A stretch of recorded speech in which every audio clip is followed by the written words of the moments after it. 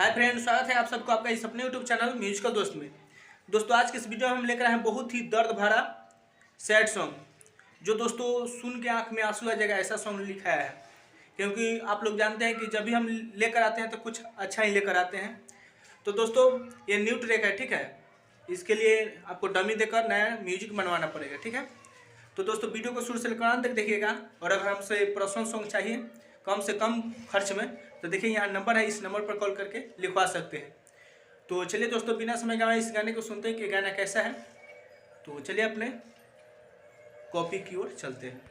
तो देखिए दोस्तों, मुखरा कुछ इस तरह से है, कुछ इस तरह से हम गाएंगे कि जाते बाहर छोड़ के हमके जियम कैसे जा, जाते बाहर छोड़ के हमके जियम कैसे जा, काढ़ के करे जा जान ससुरा में ले जा, काढ़ के करे जा जान ससुरा में ले जा, कके उपकार आके जहरिया के दे जा, काढ़ के करे जा जान ससुरा में ले जा, काढ़ के करे जा जान ससुरा में ले जा।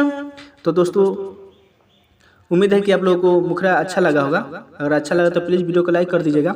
तो चलिए दोस्तों अब अंतरा सुनते हैं कि अंतरा किस तरह से है। तो दोस्तों अंतरा कुछ इस तरह से गाएंगे।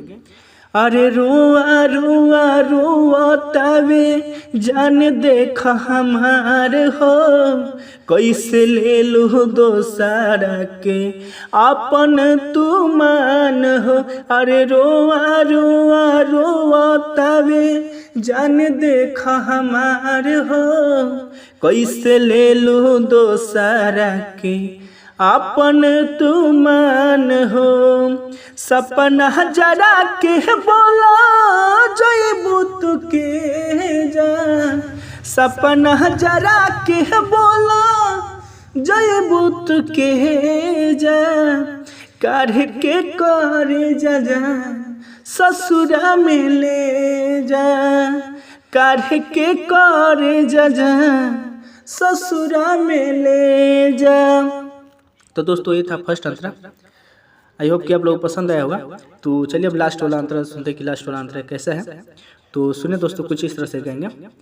अरे प्रीत में तुहरा पागल होके चहनी दिलो जान से, काहे मरलो चाहत कुनल के गामवा के बान से।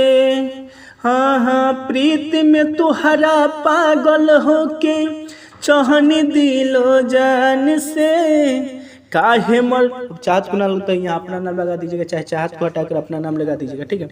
कि काहे मरलो चाहत कुनाल के गामवा के बन से, कि सुन के खबरिया तोहर गरम भइल भेजा, सुन के खबरिया तोहर गरम भइल भेजा, काढ़ के करे जा जा ससुरा में ले जा, काढ़ के करे जा जा ससुरा में ले जा।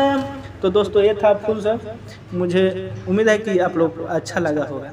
तो चलिए दोस्तों फिर मिलते हैं अगले वीडियो में। वीडियो देखने के लिए धन्यवाद।